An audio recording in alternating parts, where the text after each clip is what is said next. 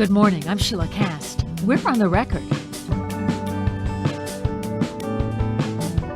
The Baltimore Rock Opera Society, or BROS, aims to correct a historic narrative with its latest production, Rock Opera 101. It's a trilogy, and the first installment is called American Music, which promises to address, quote, the theft and erasure of Black culture, particularly in rock music, close quote.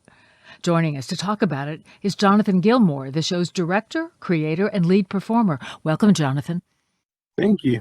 Petula Caesar produced the show and is director of community engagement for BROS. She's also an author, poet, and storyteller. Welcome back to On the Record, Petula. It's very good to talk to you again, Sheila. So, Petula, tell us about BROS. Who is involved? What kind of shows do you produce?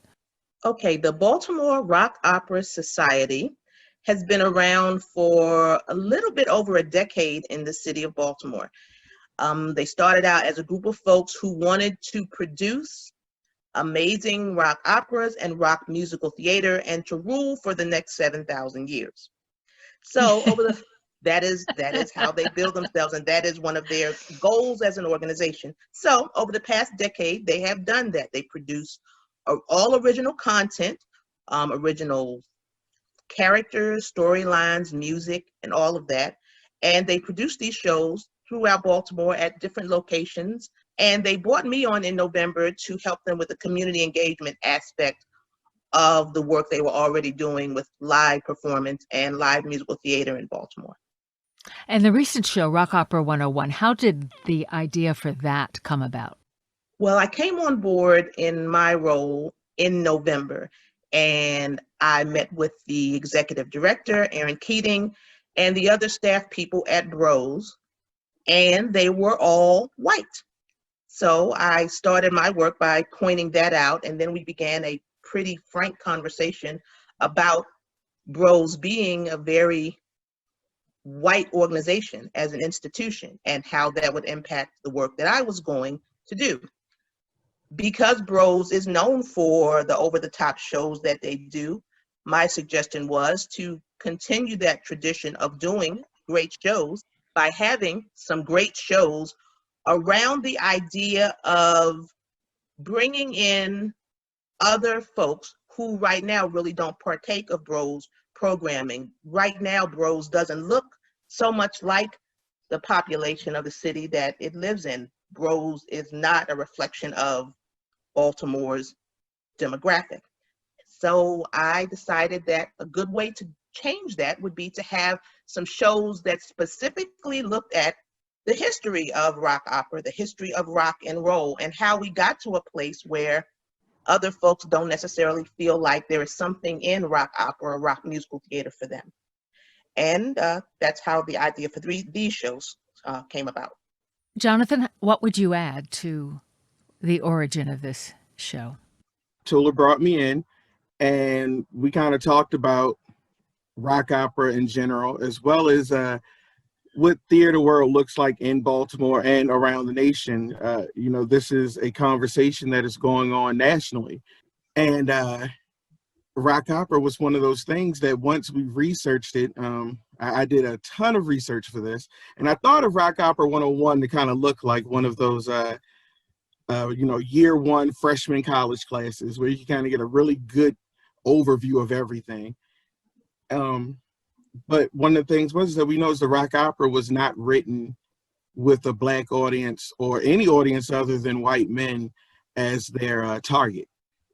And then we looked at how rock music at that time was really changing into a narrative of just white men and guitars. We had gone from Chuck Berry and Little Richard to just Eric Clapton and Rod Stewart.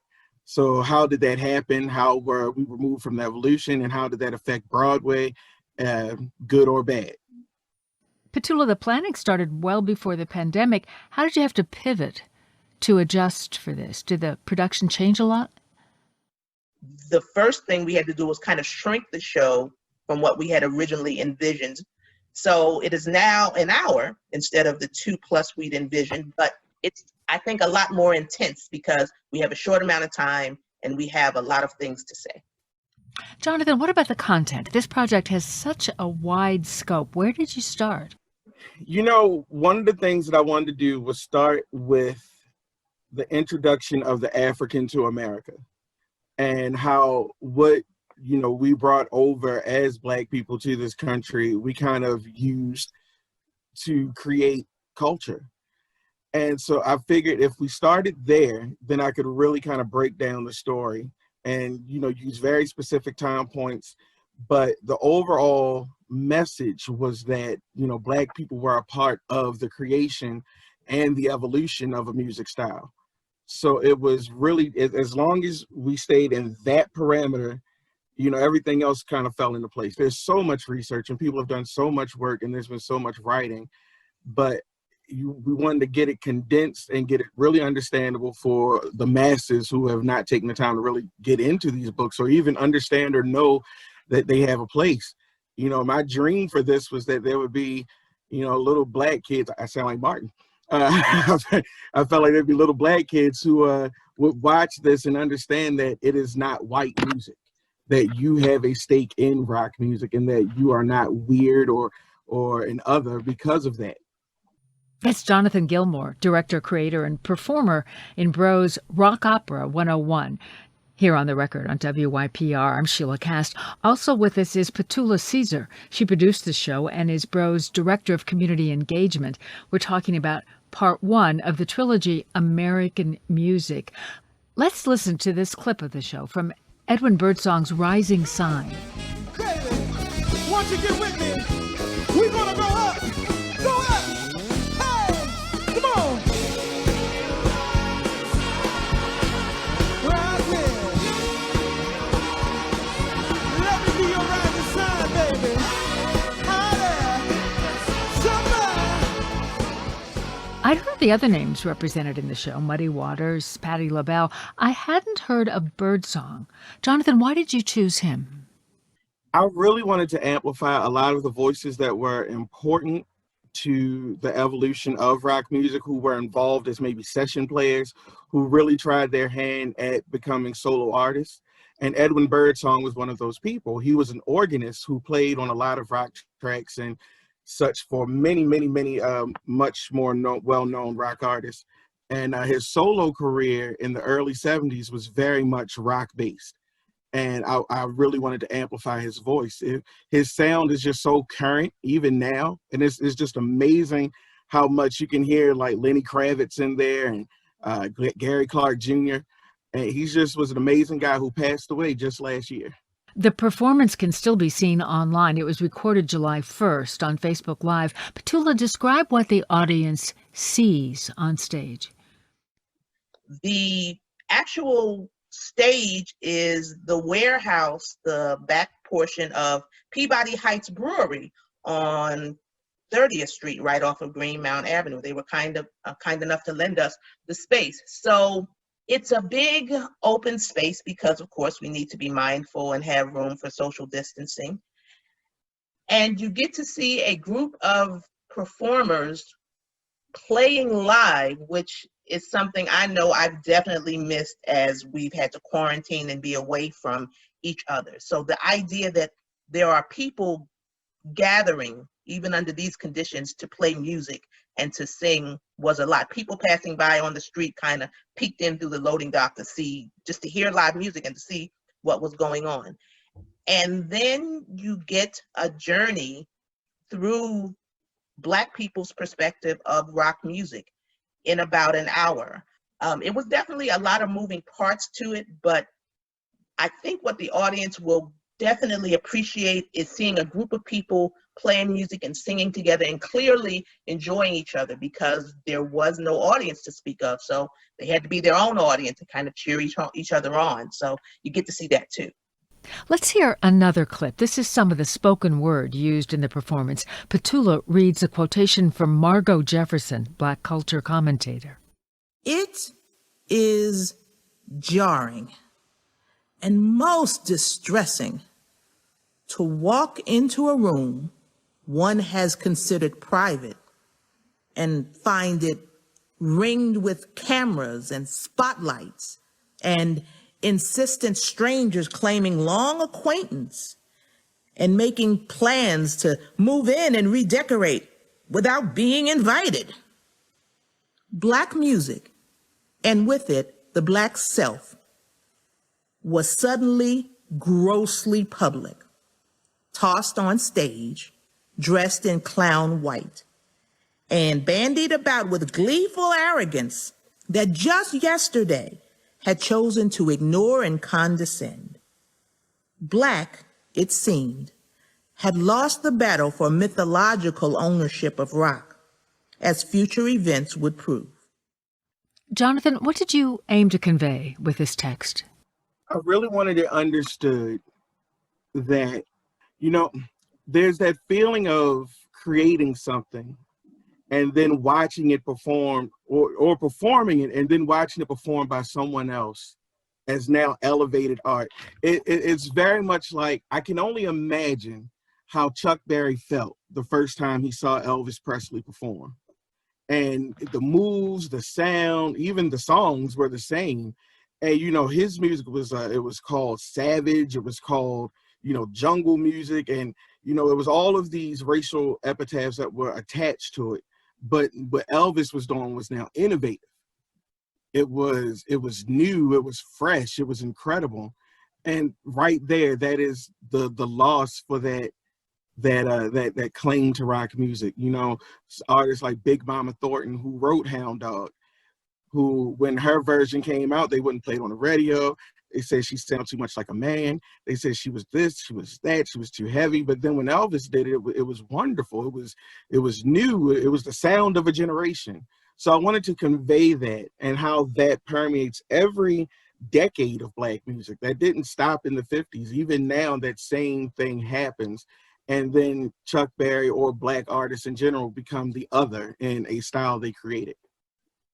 There's also imagery used behind the performers. Talk about that. So the goal was for the projection, since, this wasn't going to be an in-person show with, where we could do real big sets and things, to use projection and pictures, which I believe can be much more powerful to see real life happening, to underscore each song.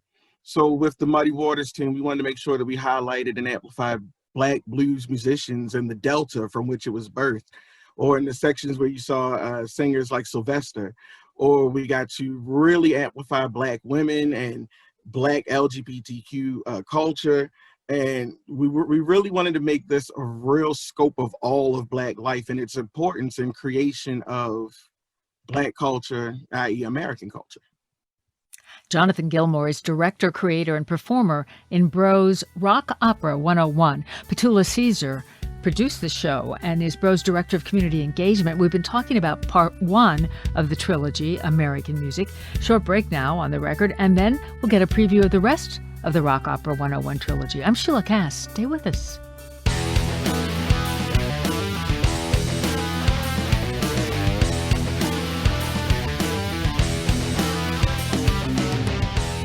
This is the On the Record podcast, a service of your public radio, member-supported 88.1 WYPR. You can support this podcast and everything you hear from WYPR. Become a member. Come to WYPR.org and click the donate link.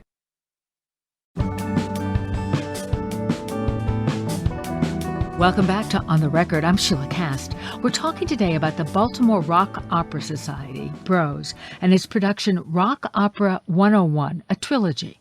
Here with us are the show's producer and BROS Director of Community Outreach, Petula Caesar, and Jonathan Gilmour, creator, director, and performer in the show.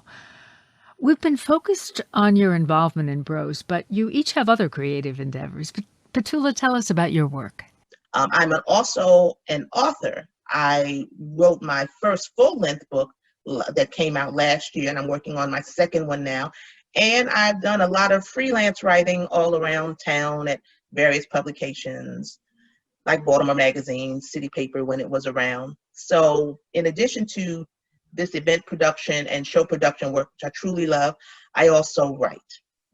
And Jonathan, tell us about your band, Jonathan Gilmour and The Experience. We are a big old 10-piece band. We do blues, soul, funk, and rock music. Really, we kind of do whatever we want. But we have a great time. one of my goals have always been when I first started singing, because I have a big voice, there's a lot of people telling me to be quiet. So I said, well, when I do my own band, I want a whole bunch of loud people with me. And I was able to accomplish that.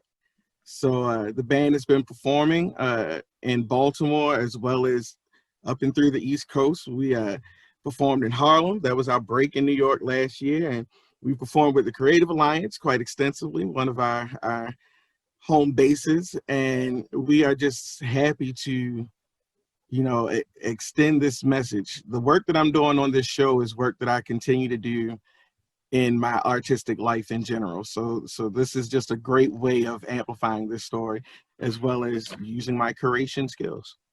And you have another project with the Creative Alliance, a cooking show. Tell us about that. Yes, I do. I'm currently doing a cooking show for the month of July.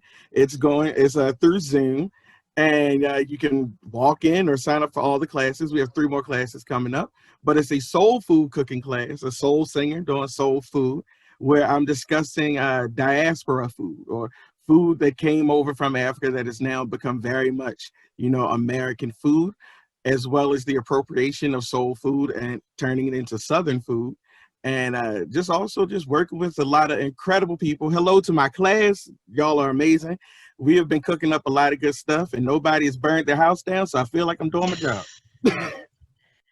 So with all this work you're both doing, you've both made time to put Rock Opera 101 on stage. The next part of the trilogy happens August 13th via Facebook Live. Jonathan, tell us about that show.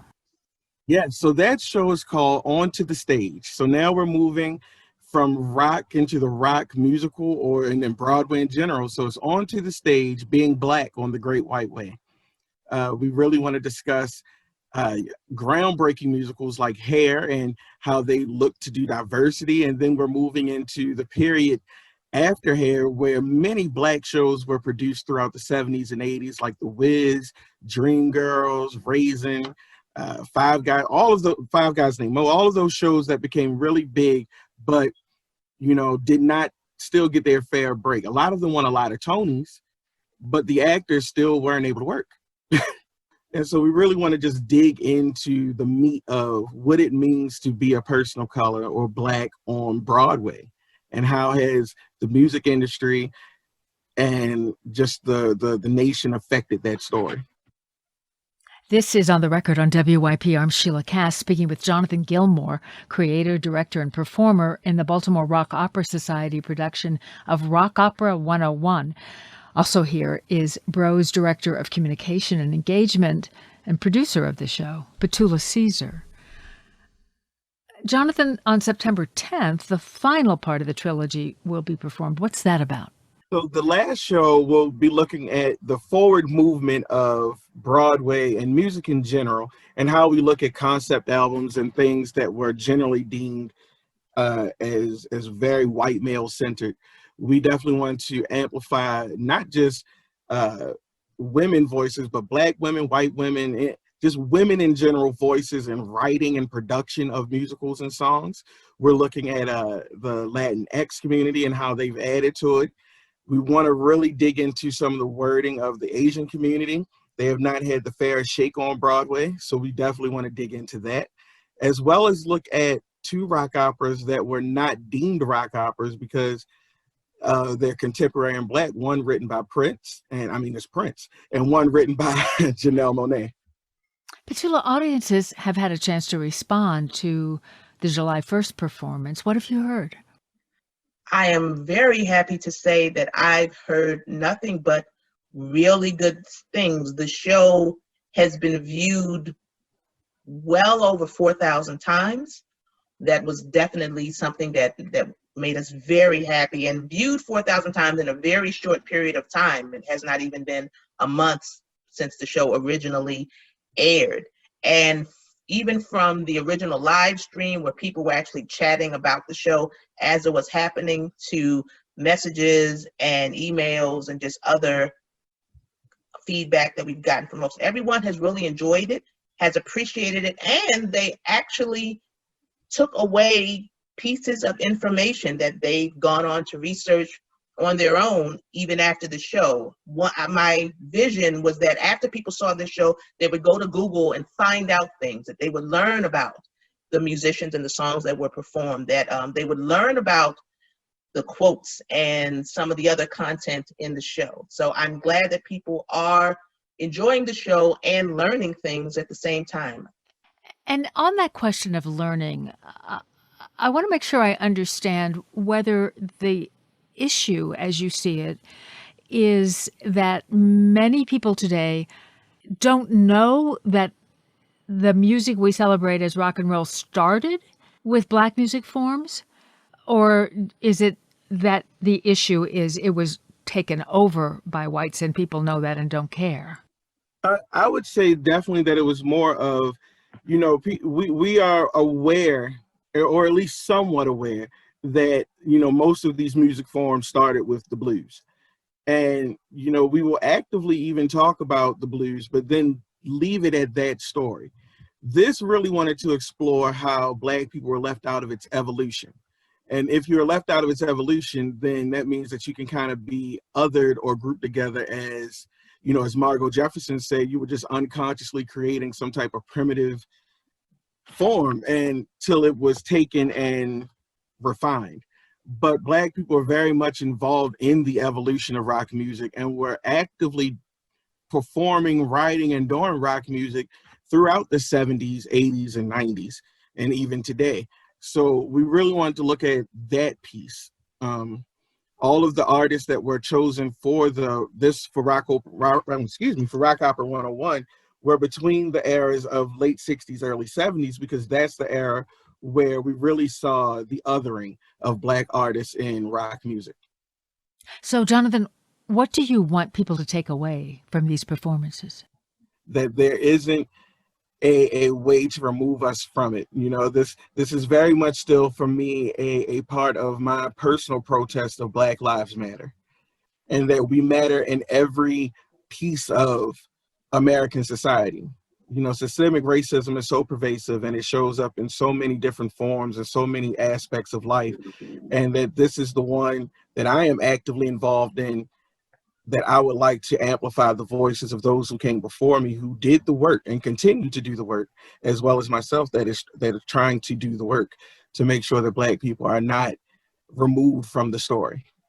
Thank you both for telling us about this project. It's really interesting. Thanks. Thank you for having us. Thank you. Jonathan Gilmour is director, creator, and performer in the Baltimore Rock Opera Society show Rock Opera 101. Petula Caesar produced the show and is Bros Director of Community Engagement. We've got more information about the shows at the On the Record page at WYPR.org. I'm Sheila Cass. So glad you are with us on The Record. Join us again tomorrow.